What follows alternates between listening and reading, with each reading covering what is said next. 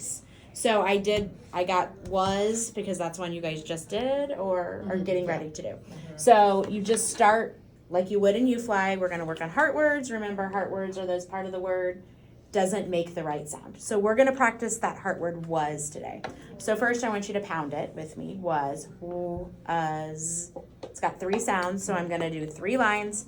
1, 2, 3. Let's say it slow again and write those letters that go with those sounds. What's the letter? And now here comes my heart part. I'm going to put a heart here because this letter isn't going to be the right letter for this sound. What usually spells okay, but this time it's going to be an A. You're going to have to remember with your heart that is an A. Then z. And we had a discussion whether or not that's the heart part or not because S can say Z. I put a heart there because regardless, it's not the usual sound for it. And I think the fact that most kids spell it W-U-Z makes it like, exactly. So Z is usually a Z, but we're going to put an S there, so we've got to remember it. So when we read it, we've got to remember, and sometimes I'll even like in that heart, I'll put the sound. So like when we're practicing reading it to kind of, sometimes that's a little visual for them that'll help them. So we're going to say was. Okay? Now you got to be a detective because I'm going to make something disappear. Okay? Let's say it slow again and see if you can remember what needs to go there.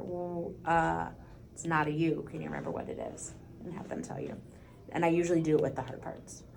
And then I give them a board. We call it our mix it and fix it board.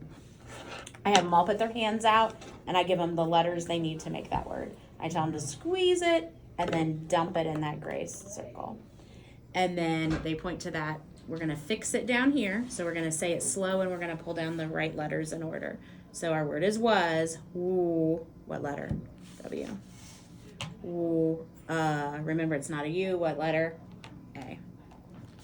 And then z. It's not a Z. It's a S. Little side note.